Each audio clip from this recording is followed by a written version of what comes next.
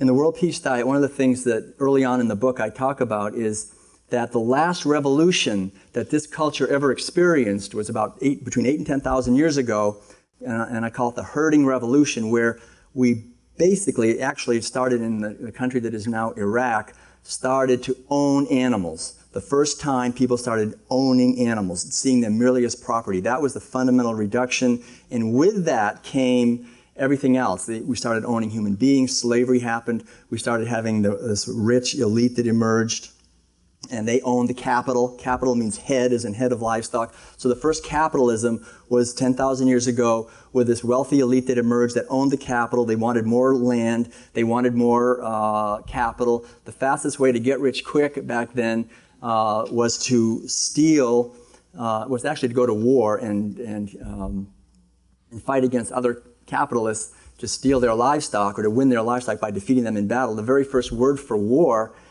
in this planet that we know of is the old Sanskrit word gavya, which means simply the desire for more cattle. That was the first word for war, and people who lost, basically their livestock became the property of the ones who won, and the men became slaves, the women became concubines, and it was really a brutal time, and it brought out the worst in people. The men had to become hard and tough and brutal and disconnected from their feelings. Women became reduced to mere property that were bought and sold like chattel property. If you look at the very first writings that we have, the ancient Epic of Gilgamesh, the old Sumerian writings, the Iliad, the Odyssey, the Old Testament writings, the first ones, you see by the time the historic period emerged 3,000 years ago, the whole thing is established. There's slavery, and there's women are property, and wildlife has also been reduced to being the status of mere pests. They maybe will interfere with our livestock, so we want to get rid of them.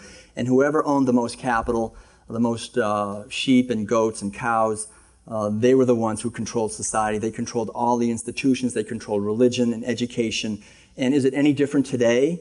I mean, why is it that it is still today that making war is the most profitable thing for the wealthy elite? Because we're still eating the same food. At the end of the day, we go home and we eat the flesh of animals that have been brutalized, and we eat the secretions of the same animals that have been brutalized. And so we keep the same institutions in place, and that's the reason we've had so much trouble making any significant progress in this world, and all these efforts for justice and sustainability, because we're still eating the same food. We're still fundamentally reinforcing within ourselves the idea that might makes right, the idea that we can exclude other living beings from the sphere of our compassion, and the idea that war is a good way to make money. And this is underlying this culture. This is the living fury at the core of our culture that no one can look at. It's taboo to talk about this. So once we start to see it, then we get the understanding of the big picture of our culture. Then we realize why veganism is so essential, why it's the most powerful thing anyone can do to bless our world, and why there's nothing more benevolent and more sacred and noble, I think, than anyone can do than to take on the task of spreading this message of veganism. Because at the very core of veganism, the other thing is the domination of the feminine. These animals that are most brutalized in this whole system are female animals. On dairy farms, on factory farms for pigs, chickens, cows, fish, all of this stuff. Basically, it's the female animals and the female reproductive cycles that are mercilessly dominated. And so we would never be able to do this to these females if we hadn't disconnected from our own innate wisdom and sensitivity that naturally knows that the most sacred parts of our lives, the most sacred things in nature are mothers giving birth to babies, caring for those babies, nursing those babies, nesting. This is something we should have a sense of honor and respect for. And yet dairy farms and all these places, the females are confined, their babies are stolen, we take away their products. And so it not only does it harm them, but it harms us. The ancient spiritual teachings of all the traditions emphasize when you harm someone else, you harm yourself more than you harm them. That whatever we would want most for ourselves, we should give to others. So if I want freedom and peace and joy and love for myself, I'm called to give that to others. If I give to others misery and enslavement and domination, then we end up being dominated. That's why we find more and more our culture, we are becoming enslaved, is because we are enslaving others. If we want to be free, we have to free others. And this is the teaching of liberation that I think we all know at the core of our being.